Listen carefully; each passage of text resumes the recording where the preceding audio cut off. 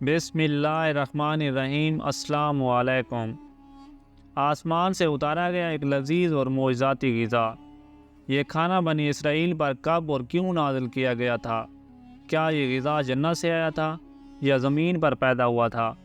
بنی اسرائیل نے ایسی کیا نافرمانی کی تھی کہ اس کا اثر آج تک ہر طرح کے کھانے میں موجود ہے؟ جب اللہ نے قوم بنی اسرائیل کو مصر سے نکالا اور انہیں فرعون سے نجات دے دی تو بنی اسرائیل نے حضرت موسیٰ علیہ السلام کی رہنمائی میں بحر احمر کو پار کیا اور فرعون اپنے لشکر سمیت سمندر میں غرق ہو گیا۔ جب حضرت موسیٰ کو کچھ اطمینان نصیب ہو گیا تو اللہ کا حکم ہوا کہ آپ بنی اسرائیل کے اس لشکر کو لے کر ارض مقدس یعنی شام میں داخل ہو جائیں، جس مقدس سرزمین کا وعدہ بنی اسرائیل سے لیا گیا تھا اور جو انہیں عطا کی جانے والی تھی۔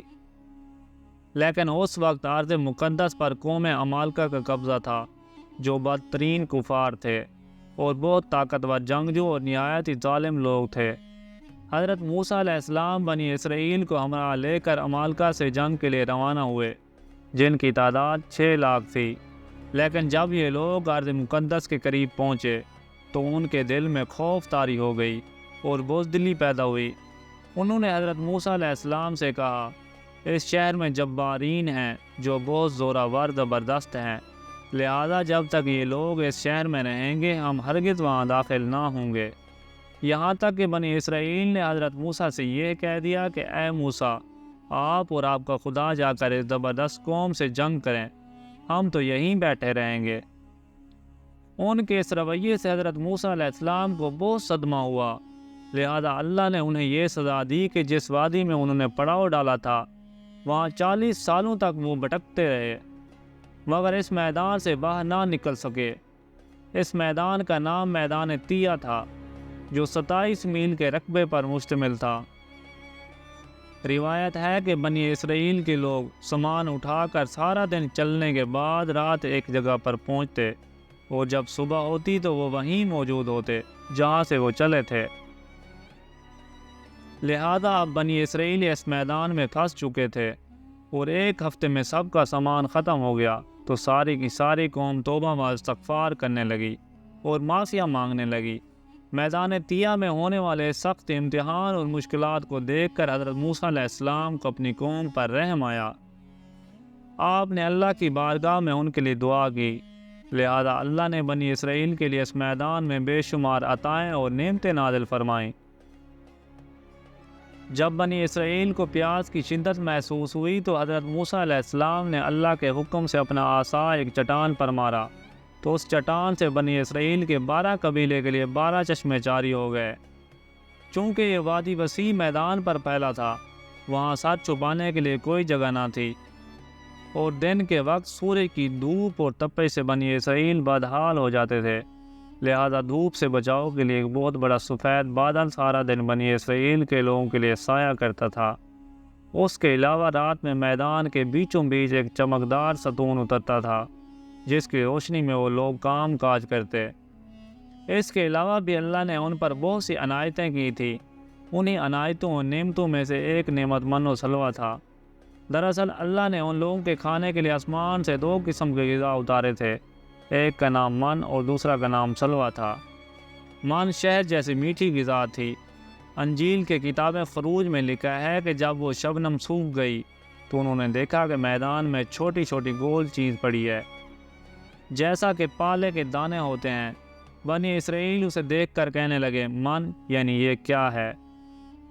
تب موسیٰ نے ان سے کہا کہ یہ وہی غذا ہے جو خداوند نے تمہیں کھانے کو دی ہے، اور اس نے تجھ کو پہلے آزمائش میں ڈالا اور تجھے بھوکا رکھا، پھر وہ من جسے تو اور تیرے باپ دادا بھی نہ جانتے تھے تجھے کھلایا، تاکہ تجھ کو سکھائے کہ انسان صرف روٹی پر ہی زندہ نہیں رہتا۔ من دراصل ایک شبنمی گوند تھا جس کا ذائقہ شہد جیسا تھا۔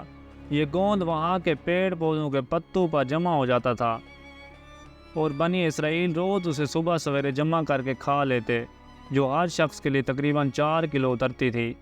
جو شخص اس وقت سویا رہتا تھا وہ اس دن کے کھانے سے محروم رہتا تھا۔ اور سلوہ ایک قسم کا پرندہ تھا جسے بٹیر کہتے ہیں۔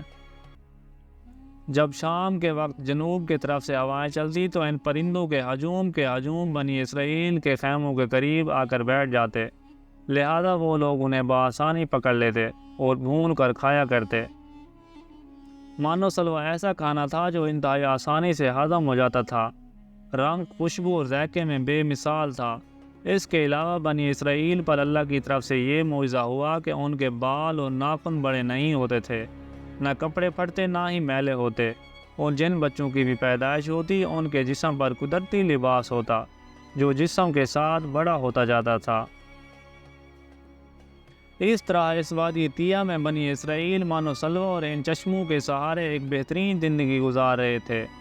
حضرت موسیٰ علیہ السلام کا یہ حکم تھا کہ روزانہ تم لوگ مانو سلوہ کو کھا لیا کرو اور کل کے لیے ہرگز اس کا ذخیرہ نہ کرنا، مگر بعض لوگوں کو یہ ڈر لگنے لگا کہ اگر کسی دن مانو سلوہ نہ اترا تو ہم لوگ اس چٹیل میدان میں بھوکے مار جائیں گے۔ چنانچہ ان لوگوں نے مانو سلوہ میں سے کچھ چھپا کر کل کے لیے رکھ لیا، لہذا نبی کی نافرمانی کرنے پر ایسی نحوست پھیل گئی کہ جو کچھ لوگوں نے کل کے لیے جمع کیا تھا وہ سب سڑ گیا اور آئندہ کے لیے اس کا اترنا بھی بند ہو گیا۔ لہذا حدیث مبارکہ میں رسول اللہ صلی اللہ علیہ وآلہ وصحبہ وسلم نے ارشاد فرمایا ہے کہ بنی اسرائیل نہ ہوتے تو نہ کھانا کبھی خراب ہوتا اور نہ گوشت سڑتا۔ کھانے کا خراب ہونا اور گوشت کا سڑنا اسی طریق سے شروع ہوا، ورنہ اس سے پہلے نہ کھانا بگڑتا تھا اور نہ گوشت سڑتا تھا۔ دنیا کے مختلف قوموں اور مذہبوں میں بھی آسمان سے اترنے والی غذاؤں کا ذکر ملتا ہے۔ بدھ مت کے روایتوں کے مطابق جب دنیا کا ایک چکر ختم ہو جاتا ہے تو آسمان سے غذا برسنے لگتی ہے۔ اسی طرح ہندو مذہب کے پرانے رگ وید اور اتھر وید میں بھی بادلوں سے شہد برسنے کا ذکر ملتا ہے، اور قدیم یونانیوں کے ہاں بھی ایک ایسی آسمانی غذا کا ذکر ملتا ہے جس کا ذائقہ شہد جیسا تھا۔ یہی شہد جب دریاؤں پر بستا تو ان کا رنگ دودھ کی طرح سفید ہو جاتا۔ ہم نے دیکھا کہ خدائے برحق نے بنی اسرائیل کی نجات کے لیے سمندر کو چیر کر راستہ پیدا کر دیا، وادی طیہ میں ان کے لیے بادل کا سایہ بھیجا، ان کے پینے کی خاطر چٹیل اور بنجر میدان میں بھی چشمے جاری کیے، اور کھانے کے لیے آسمان سے مانو سلوہ بھی نازل کیا۔ لیکن ان تمام نعمتوں اور راحتوں کے ملنے کے باوجود بنی اسرائیل کے سرکش لوگوں نے اللہ پر توکل نہ کیا۔ انہوں نے خدا کے معجزات کو اپنی آنکھوں سے دیکھا تھا، لیکن اس کے باوجود انہوں نے کھانے کو اگلے دن کے لیے جمع کرنا شروع کر دیا۔ بالکل اسی طرح جب ہم کسی مصیبت اور پریشانی میں پھنسے ہوتے ہیں تو ہم یہ یاد نہیں رکھ پاتے کہ اللہ نے اس سے پہلے ہمارے لیے کیا کیا اور ہمیں کتنی نعمتیں عطا کی تھی۔ ہم صرف یہ دیکھتے ہیں کہ اس وقت ہم اتنی بڑی مصیبت میں پھنسے ہیں۔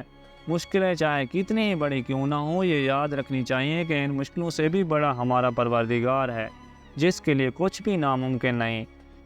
اسی طرح رزق کی خاطر ہمیں آنے والے دنوں کی فکر کی ضرورت نہیں، کیونکہ خداوند پر بھروسہ رکھنے والوں کو وہ غیب سے رزق عطا کرتا ہے۔